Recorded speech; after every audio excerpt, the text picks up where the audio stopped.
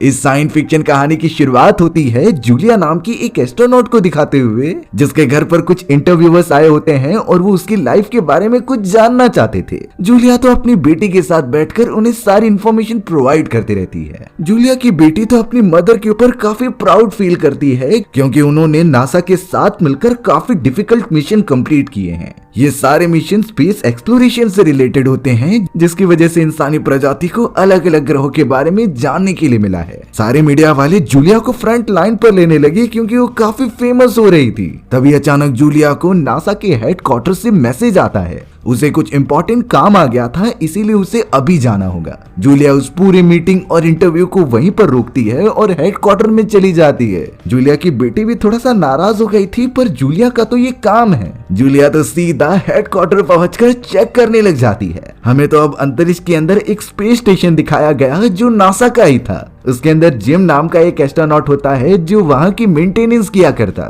धीरे धीरे जब जिम बाहर निकल के वहाँ की सारी चीजों को ठीक कर रहा होता है, तो शुरुआत के कुछ समय तक तो सारी चीजें नॉर्मल थी, लेकिन तभी अचानक अंतरिक्ष के अंदर काफी सारी रोशनी फैलने लगी। ऐसा लग रहा था कि अंतरिक्ष में एक बहुत ही बड़ा धमाका हुआ है। जिम, जो कि अभी भी अपना स्पेस सूट पहनकर अंतरिक्ष में मौजूद होता है, वो ये सारी चीजों को अपनी आंखों से देख पा रहा था। अचानक वो सारी वाइब्रेशंस की वजह से उनका स्पेस स्टेशन काफी हिलने लगा, जिससे कि वहां पर मौजूद सिस्टम्स खराब हो जाते हैं। जिम की आंखों के सामने एक ऐसी अनजान एंटिटी अपीयर हुई जो शायद किसी एक्स्ट्रा टेरिटोरियल लाइफ की है। अब इस बारे में जिम को कुछ नहीं पता था, इसीलिए वो इन्फॉर्म करने के लिए अंदर जाने की कोशिश करता है। लेकिन अचानक अब उस एंटिटी से ऐसी खतरनाक वेव्स निकली जिसने कि स्पेस स्टेशन को डैमेज तो किया ही साथ जिम जब अंदर जाने की कोशिश करता है तो उसका सिग्नल मेन सिस्टम से अलग हो गया था। अब उस मोमेंट के बाद जिम का कुछ पता नहीं चल रहा था। ये पूरा केस अब जूलियन और उसके टीम के पास आता है कि उन्हें पता करना है कि आखिर अंतरिक्ष में क्या हुआ और जिम कहां पर चला गया। सारी फुटेजेस अच्छी तरीके से देखी जाती हैं, जिसमें शुरुआत में तो बस एक रोशनी दिखाई दी, पर अब अचानक उनकी स्पेस स्टेशन के सामने एक एंटिटी अपीयर हो जाती है जो किसी सर्कुलर टाइप में लग रही थी। अब ये क्या हो सकता है, इसके ऊपर कई सारे एस्ट्रोनॉट्स की अलग अलग राय थे। एलेक्स नाम का उनका हेड ऑफ डिपार्टमेंट कहता है कि ऐसा ही सेम एंटिटी कई डिकेड पहले भी अपीयर हुई थी, लेकिन उसके बारे में हम ज्यादा इंफॉर्मेशन नहीं निकाल पाए और वो डिसअपीयर हो गया। और आज जाकर ये अपीयर हुआ है, तो हमें इसके बारे में इंफॉर्मेशन निकालनी चाहिए। जेसिका नाम की उनके ही टीम की एक कॉस्मोलॉजिस्ट थी जो ये बता रही होती है कि उस एंटिटी के अंदर से कुछ ग्रेविटेशनल वेव्स निकल रही हैं। ये ग्रेविटेशनल वेव्स इफेक्ट कर रही थी हमारे स्पेस स्टेशन को और किसी भी चीज को अपनी तरफ आकर्षित कर लेती है। कई वैज्ञानिकों को ऐसा ही लग रहा था कि इसकी प्रॉपर्टी ब्लैक होल से मेल खाती है, इसीलिए वो सभी उसे ब्लैक होल ही मान रहे थे और उसे एक छोटा सा नाम दे दिया जाता है जिसे कि वॉइड कहा जाने लगा। जैकब नाम का एक वैज्ञानिक जो बहुत ही ज्यादा इन्वेंशंस कर चुका था, उसने और उसकी टीम ने जब इसके ऊपर रिसर्च किया तो कई सारे रेडियो वेव्स भी निकल रहे थे दूर कहीं अंतरिक्ष के अंदर से। लेकिन इतने लाइट ईयर्स दूर वाले गैलेक्सी में से ये सारी रेडियो फ्रीक्वेंसीज कैसे अर्थ पर आ जा रही हैं, उन्हें समझ नहीं रहा था। सारे वैज्ञानिक रिसर्च के बाद ये प्रमाण निकालते हैं कि शायद वो सारे रेडियो वेव्स उस एंटिटी के अंदर से आ रहे हैं, जिसके अंदर शायद कहीं टेलीपोर्टेशन होने का रास्ता हो। अब एलेक्स इस मौके को हाथ से जाने नहीं देना चाहता था, इसीलिए वो एक प्रोब अंदर भेजने का डिसाइड करता है। इससे हमें पता भी चलेगा कि हमारा वो एस्ट्रोनॉट जिम कहां पर गया। जूलियन इस पूरे मिशन को एलेक्स के कहने पर आगे बढ़ाती है और उस एंटिटी के अंदर एक प्रोब इंटर कराती है। धीरे धीरे वो प्रोब उस अनजान एंटिटी के अंदर चला जाता है, पर तभी कंट्रोल सेंटर से उस प्रोब का सिग्नल ही कट हो गया। ये बात उन वैज्ञानिकों को पहले से ही पता थी, इसीलिए उन्होंने एक अलग टेक्नोलॉजी यूज की होती है जो कि हाई रेजोल्यूशन इमेजेस ट्रांसफर करेगा। वो उसी की मदद से सारी फुटेजेस लेने लगते हैं उस अनजान एंटिटी के अंदर की, जिससे कि अब जूलियन अपनी टीम के हेड मेंबर्स को बता रही होती है। जूलिया तो लगातार उस वीडियो फुटेजेस को अपने वैज्ञानिकों की टीम के साथ शेयर करती जा रही थी, ताकि वो सभी किसी एक कंक्लूजन पर पहुंच जाए कि आखिर ये एंटिटी है क्या। उस एंटिटी के चारों तरफ जो रेडिएशन बह रही थी और जिस तरीके के ग्रेविटेशनल लेवल वो दिखा रहा था, इससे यही प्रूफ होता है कि ये किसी तरीके का वॉर्म होल है जो यहाँ पर आ चुका है। अब सभी का ये मानना हो गया कि अगर ये वॉर्म होल है तो जरूर इसके दूसरी तरफ कुछ ऐसी गैलेक्सी या फिर ऐसे प्लैनेटरी सिस्टम होगा जहाँ पर एडवांस सिविलाइजेशन रह सकती है और इंसानों को नया प्लेनेट भी मिल सकता था जहाँ पर वो अर्थ के बाद रह सकते थे। यानी ये खोज पूरी तरीके से इंसानी प्रजाति के लिए काफी बड़ी और नायाब हो सकती है। जूलियन भी इस बात से राजी हो गई और वो अपने हेड को ये सारी बातें बताने लगी। एलेक्स भी जब ये सारी बातें सुन रहा था तो उसे ये बहुत ही ज्यादा अच्छा लगने लगा कि उनकी ऑर्गेनाइजेशन हो सकता है कि पूरी दुनिया में सबसे पहले एक्स्ट्रा टेरिटोरियल लाइफ और एडवांस सिविलाइजेशन को ढूंढ निकाले, और ये एंटिटी अपने आप ही खुद ही हमारे पास चल कर आई है तो इसका फायदा उठाना ही चाहिए। इसीलिए एलेक्स इस बात के लिए रेडी हो गया। पर अब उन सभी में एक और डिस्कशन हो रहा था। वो कह रहे होते हैं कि बार बार उस एंटिटी के अंदर मशीनी प्रोब भेजने से अच्छा वो कोई इंसानी मिशन उसके अंदर करे तो उन्हें काफी ज्यादा इंफॉर्मेशन मिलेगी, लेकिन फिलहाल के लिए उनके पास कोई रिसोर्सेज नहीं थे, इसीलिए वो प्रोब से ही काम चला रहे होते हैं। मल्टीपल प्रोब्स उस एंटिटी के अंदर भेजे जाने लगे जो एक के बाद एक काफी सारी इमेजेस उन्हें ट्रांसफर करेंगे। पर बात यहीं पर आकर अटक जाती है कि उनसे एग्जैक्ट सॉल्यूशन नहीं मिल पा रहा था। वो इतनी ब्लरिश इमेजेस भेजते हैं जिससे कि कोई डिस्कवरीज या फिर कोई कंक्लूजन नहीं निकाला जा सकता। इसीलिए अब एलेक्स और जूलिया भी इस बात पर सोचने पर मजबूर हो गए थे कि हमें इंसानों को एंटिटी के अंदर भेजना चाहिए, तब शायद ये पता चल सके कि आखिर उसके अंदर है क्या। लेकिन जब ये बात चार्ल्स नाम के उस वैज्ञानिक को पता चली तो वो कहता है कि ये काफी खतरनाक हो सकता है। हमने पहले ही अपने कई सारे एस्ट्रोनॉट्स को इसी तरीके से खो दिया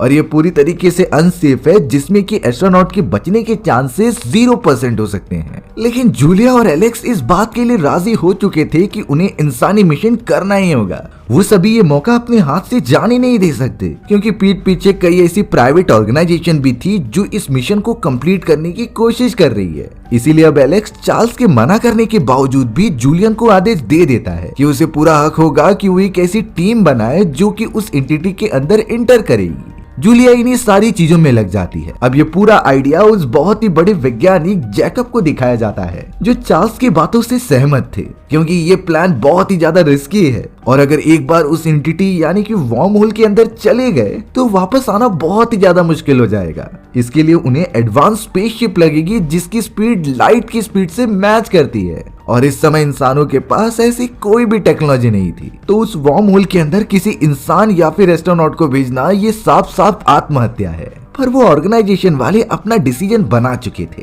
वो इसी प्लानिंग पर लग जाते हैं कई महीनों तक। बट अब हमें यहाँ पर पता चला कि अंतरिक्ष में मौजूद वो बड़ी सी एंटिटी अपने चारों तरफ से कुछ वेव्स निकाल रही है जो सीधा पृथ्वी के एनवायरनमेंट में आ जाते हैं। अब वो सारे ब्लैक कलर के वेव्स एक सर्कुलर पाथ बनाने लगे थे जो पृथ्वी की अलग अलग जगहों पर फैलते जा रहे होते हैं। अब दुनिया भर के सारे लोग इन अनजान चीजों को देखकर काफी डर गए, क्योंकि इसे तो एस्ट्रोनॉमिकल कंपनी भी नहीं सॉल्व कर पा रही थी और उनके वैज्ञानिक भी इन्हीं चीजों पर रिसर्च कर रहे थे कि आखिर ये है क्या और इसका इंसानों पर क्या असर हो सकता है। एलेक्स के ऊपर से काफी प्रेशर आने लगा कि उसे कुछ तो करना होगा, नहीं तो लोग उसकी कंपनी से भरोसा छोड़ देंगे। जूलियन की टीम पूरे एक हफ्ते से इन सारी चीजों पर वर्क कर रही थी और उन्हें कुछ पता चला था। वो सभी ये कहते हैं कि जब से वो वर्म होल हमारे अंतरिक्ष के अंदर आया है तब से ही वो अपने अंदर से कुछ इनविजिबल वेव्स निकाल रहा था, पर धीरे धीरे उसकी इंटेंसिटी काफी बढ़ने लगी है और वो सीधा हमारी पृथ्वी के एनवायरनमेंट में आ चुकी है। और एक सिमुलेशन से उनका अंदाजा ये था कि कुछ ही सालों के अंदर अगर ये एंटिटी इसी तरीके से यहाँ पर रही तो इसके अंदर एक सुपरनोवा एक्सप्लोजन होगा और उससे बहुत ही खतरनाक रेडिएशन हमारे पृथ्वी के एनवायरनमेंट में इंटर हो सकती है और पूरे सिस्टम को ही बिगाड़ कर पृथ्वी को खत्म कर सकती हैं। सुपरनोवा एक्सप्लोजन में बहुत ही ज्यादा पावर होती थी और इस बार तो ये एक्सप्लोजन हमारे सोलर सिस्टम में ही होगा, जिससे कि शायद ये भी हो सकता है कि पूरा सोलर सिस्टम ही खत्म हो जाए। ये सारी चीजें एक बहुत ही बड़ी घटना की तरफ बढ़ती जा रही थी, जिसका सॉल्यूशन ऑब्वियसली इंसानों के पास नहीं होता। अब हमें दिखाया गया कि मिलिट्री फोर्सेस उसी ब्लैक कलर के सर्कुलर पाथ का टेस्टिंग करती रहती है। उन्हें पता करना था कि आखिर इसके अंदर है क्या। साथ ही साथ मिलिट्री फोर्सेस नासा के साथ ज्वाइन होकर एक मिशन कंडक्ट करती हैं। दरअसल वो कुछ ऐसे सिंथेटिक रोबोट्स क्रिएट कर रहे थे जो इंसानों के बदले ये खतरनाक मिशन कर सके।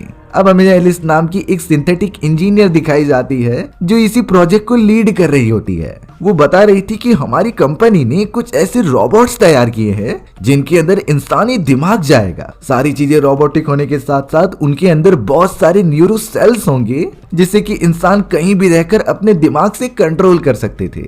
उनके दिमाग में एक्स्ट्रा चिप होगी जिससे कि वो सारी चीजें स्टोर कर पाएंगे और प्रोसेसिंग एबिलिटी भी उनकी काफी तेज हो सकती है। एलिस तो बताने लगी कि ये कुछ ऐसी डिस्कवरीज हैं जो इंसानी सभ्यता की अंतरिक्ष में एक्सप्लोरेशन पावर काफी बढ़ा देगी और इससे किसी भी एस्ट्रोनॉट को अपनी जान गंवाने की भी जरूरत नहीं। एलिस कई सारे रोबोट्स को एक ही साथ में तैयार कर रही होती है जो देखने में बहुत ही एक्साइटिंग लग रहा था। एलिस की कंपनी ने अब डायरेक्टली नासा से कोऑर्डिनेट कर लिया था जो कि अपना प्रोडक्ट उन्हें बेचना चाहते थे। अब नासा को ये नीड हो जाती है क्योंकि उन्हें एक्सप्लोरेशन तो करना ही था, इसीलिए वो भारी से भारी कीमत पर वो रोबोट्स को खरीदने लगी और एस्ट्रोनॉट्स की ऐसी कई सारी टीम्स बनाती है जो उन्हें कंट्रोल करके एंटिटी के अंदर जाएंगे।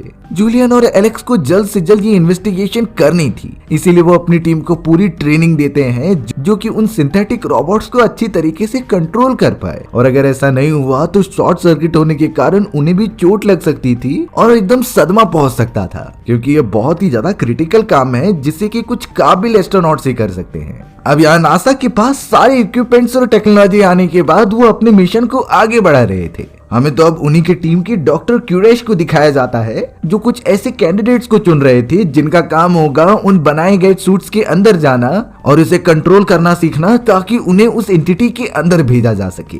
डॉक्टर क्यूरेश तो उन्हें मैकेनिज्म के बारे में समझाते हैं कि कैसे ये सूट के अंदर काफी सारी शक्तियां हैं। एक तरीके से इंसानों के लिए ये मैजिक है जिसके अंदर जिंदा रहने की सारी चीजें इंक्लूड की गई थी। सबसे पहले बनाए गए इस एडवांस सूट की मदद से उनके दिमाग को कंट्रोल किया जाएगा और न्यूरो सेल्स को ज्वाइन किया जाएगा जिससे ये हर कंडीशन में उन्हें कंट्रोल कर सके। सारे कैंडिडेट्स काफी एक्साइटेड लग रहे होते हैं इस एडवांस टेक्नोलॉजी के लिए। अब हमें उन्हीं में से कार्ल नाम का एक सोल्जर दिखाया जाता है जो कि हैंडीकैप्ड था। कार्ल भी इस प्रोग्राम में पार्टिसिपेट करना चाहता था क्योंकि वैसे भी वो अपने देश के लिए कुछ कर नहीं पाएगा विदाउट हाथ पैर के, पर इस प्रोग्राम की जो टेक्निकलिटी है वो इसमें स्टैंड कर सकता है और किसी दूसरे रोबोट को कंट्रोल करके एंटिटी के अंदर जाकर इंसानी जगत के लिए काफी बड़े काम कर सकता है।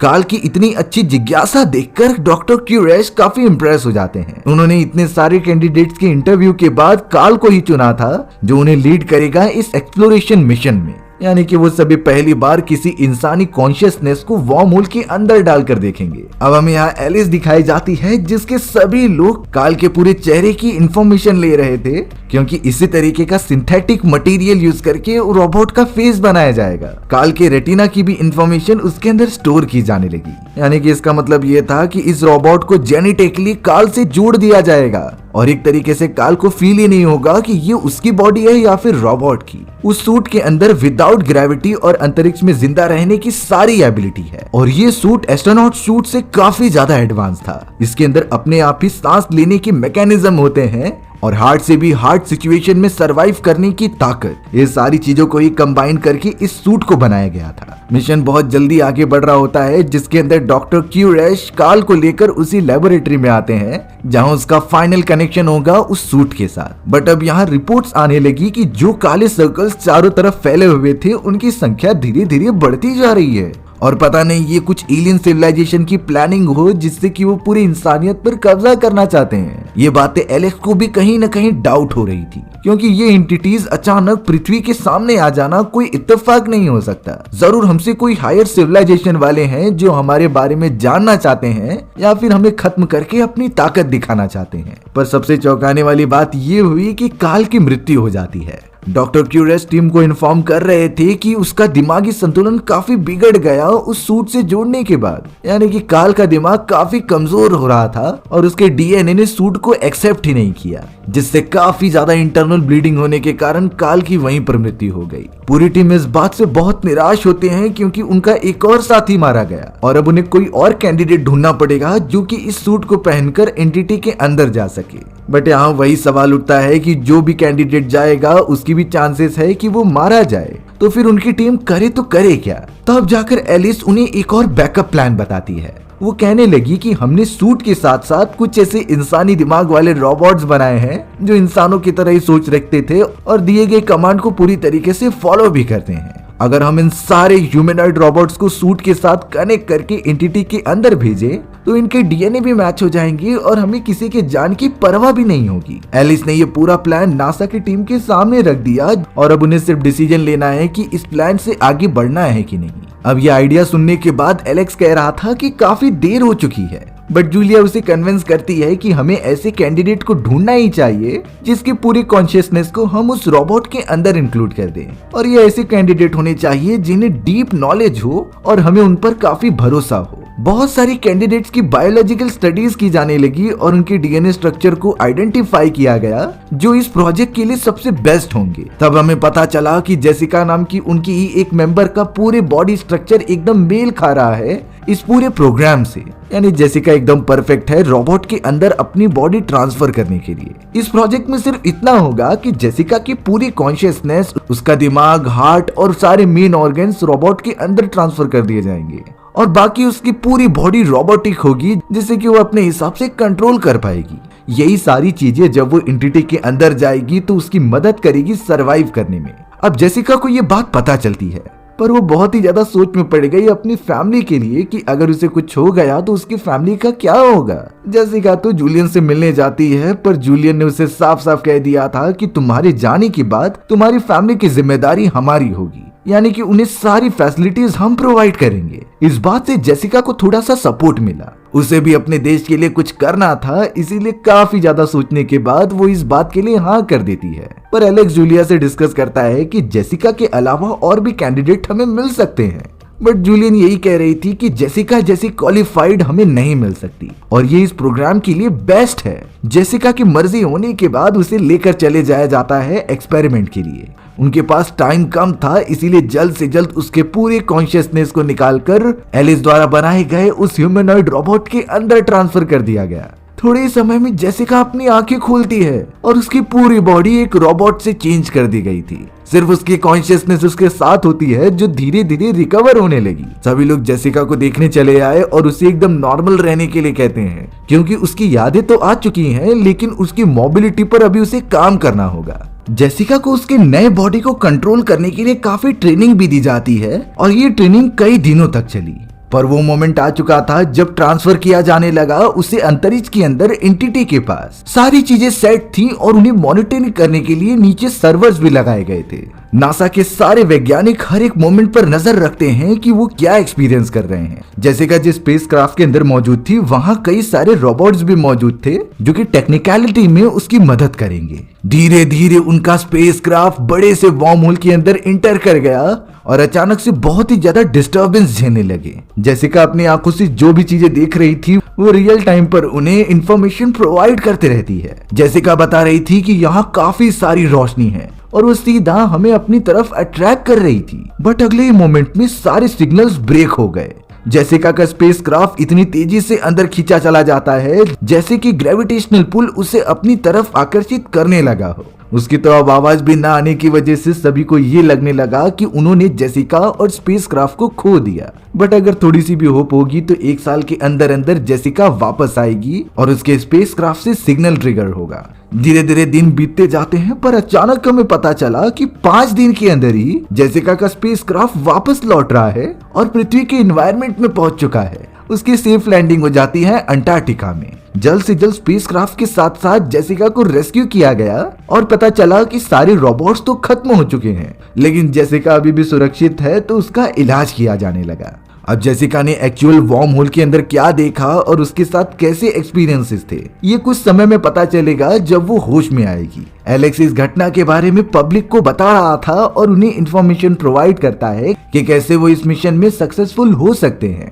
सिर्फ उन्हें जेसिका की उस मेमोरी को रीड करना होगा जिसके अंदर सारी घटनाएं रिकॉर्ड की गई हैं। अब सारे टेक्नीशियंस जेसिका के दिमाग में लगी हुई चीजें नोट करने लगे, पर उन्हें एक शॉकिंग बात पता चलती है कि जेसिका के माइंड में 5 दिन की नहीं बल्कि कई सालों की मेमोरी रिकॉर्ड की गई है, क्योंकि जेसिका तो सिर्फ 5 दिन के लिए गई थी। ये बातें बहुत ही ज्यादा स्ट्रेंज थी, इसीलिए जल्द से जल्द जेसिका का उठना और उसका सच्चाई बताना बहुत जरूरी था। अगर ऐसा सच में हुआ तो ये एक टाइम लैप्स है, यानी ऐसा समय का सिस्टम जो पृथ्वी पर अलग होता हो और दूसरे प्लेनेट पर अलग होता हो।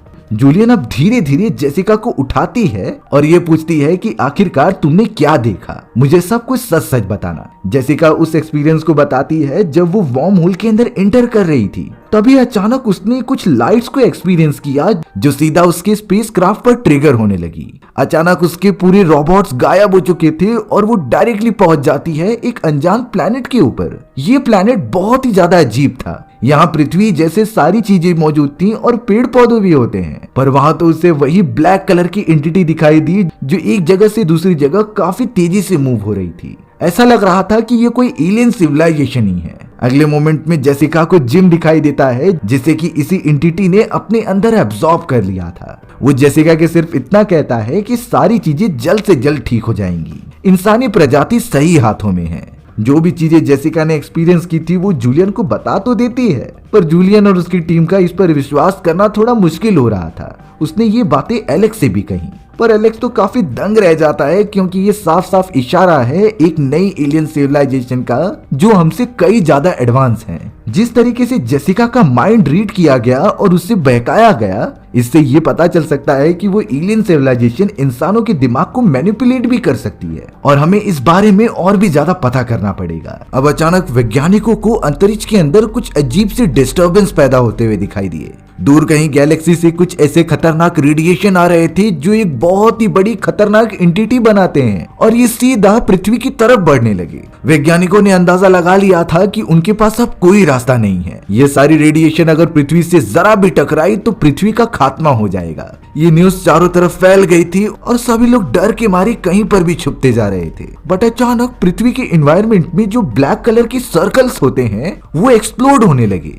और धीरे धीरे चारों तरफ फैलकर पृथ्वी को कवर करने लग जाते हैं। अंतरिक्ष से जो रेडिएशन आ रहे थे वो उन ब्लैक ऑब्जेक्ट के ऊपर लग के दूर चले जाते हैं, जिससे कि ये पता चला कि ये सारे ब्लैक सर्कल्स इंसानियत को तबाह करने नहीं बल्कि इस खतरनाक घटना से पृथ्वी को बचाने आए थे। सारे के सारे लोग काफी खुशियां मनाने लगे क्योंकि इन अनजान चीजों की वजह से इंसानी प्रजाति बच चुकी है। उस रेडिएशन ने तो सोलर सिस्टम में मौजूद पीछे वाले ग्रह को डिस्ट्रॉय कर दिया था, लेकिन पृथ्वी उनकी कैसे भी करके बच जाती है। अब हमें थोड़े समय में यहाँ जेसिका को दिखाया गया जिसे फिर से होश आ रहा था और उसे विजन में जिम दिखाई देता है जो ये कह रहा था, और उसके विजन में जिम दिखाई देता है जिसके पीछे से आवाज आने लगी कि हमें तुम्हारे सूट के अंदर से ये हार्ड ड्राइव मिला जिसमें ये सारी बातें लिखी गई थी कि पृथ्वी किस तरीके से सफर कर रही है। और जब उन्हें पता चला कि पृथ्वी बहुत ही ज्यादा खतरे में है तो वो वहां पर उन्हें बचाने आ गए। वो जो ब्लैक एंटिटी और वॉर्म होल उन्होंने क्रिएट किया था वो इंसानी प्रजाति की डेवलपमेंट के लिए है। और अब इन सारी चीजों के बाद जेसिका को होश आ जाता है। पूछे जाने पर जेसिका सिंपली इतना बताती है कि ये कोई हाईली एडवांस सिविलाइजेशन है जो पूरे गैलेक्सी में जीवन का संतुलन बनाए रखती है, और हो ना हो हम जितना भी आगे बढ़ जाएं ये सिविलाइजेशन हमसे आगे ही रहेगी। दुनिया के सभी लोग पहली बार इन चीजों को देख रहे होते हैं और ये बात तो इससे कंफर्म हो गई थी कि एलियन सिविलाइजेशन सच में होती है। भले वो हमें अपना फिजिकल फॉर्म ना दिखा पाए लेकिन किसी न किसी अनजान तरीके से वो हम पर नजर रख रहे हैं। पृथ्वी पर मौजूद वो सारे ब्लैक सर्कल्स तो चले गए थे, पर अब अचानक स्पेस सेंटर में ये पता चला कि उस एंटिटी के अंदर से एक बहुत ही बड़ा प्लैनेट बाहर निकल रहा है और ये प्लैनेट अर्थ के सोलर सिस्टम में इंक्लूड हो गया था। जांच करने पर पता चला कि ये प्लैनेट सेम टू सेम अर्थ जैसा है जो पूरी तरीके से हैबिटेबल है और यहाँ रहा जा सकता है। दरअसल जो हायर सिविलाइजेशन थी उन्होंने किसी दूसरे गैलेक्सी से इस प्लैनेट को यहाँ पर ट्रांसफर किया था जो इंसानों के लिए शायद एक नया घर हो सकता है, जिसके तुरंत ही बाद वो एंटिटी वहां से गायब हो गई। वैज्ञानिकों ने तो थोड़ी रिसर्च करने के बाद उस दूसरे प्लैनेट को अर्थ 2 का नाम दिया गया जिसमें कि इन फ्यूचर इंसानी प्रजाति जाकर बस सकती है और अपनी कॉलोनी बना सकती है। सारी चीजें ठीक हो गई और सभी लोग यही कामना करने लगी कि एलियंस जैसी एडवांस सिविलाइजेशन को हमारी कितनी फिक्र है, इसीलिए हमें भी अपनी पृथ्वी को काफी अच्छी तरीके से रखना चाहिए, ना कि पॉल्यूशन करके इसे बेकार करना। अंत में हमें दिखाया गया कि नासा वालों ने सबसे पहला मैन मिशन उसी अर्थ 2 पर भेज दिया है जिसे कि लीड जेसिका ही कर रही थी अपने कई सारे साथियों के साथ, और वो सभी धीरे धीरे अर्थ 2 के ऊपर अपनी सिविलाइजेशन बनाते जाएंगे जो इंसानियत को एक नए राह पर लेकर जाएगी। हमारी कहानी भी इसी तरीके से खत्म हो जाती है। सो व्यूअर्स, आपको ये स्टोरी कैसी लगी कमेंट सेक्शन में बताना भूलना मत, और अगर आपको मेरा एक्सप्लेनेशन 1% भी अच्छा लगा होगा ना तो वीडियो को लाइक एंड चैनल को सब्सक्राइब जरूर कर देना। मिलते हैं इसी तरीके की मजेदार वीडियोस में, तब तक के लिए बाय बाय।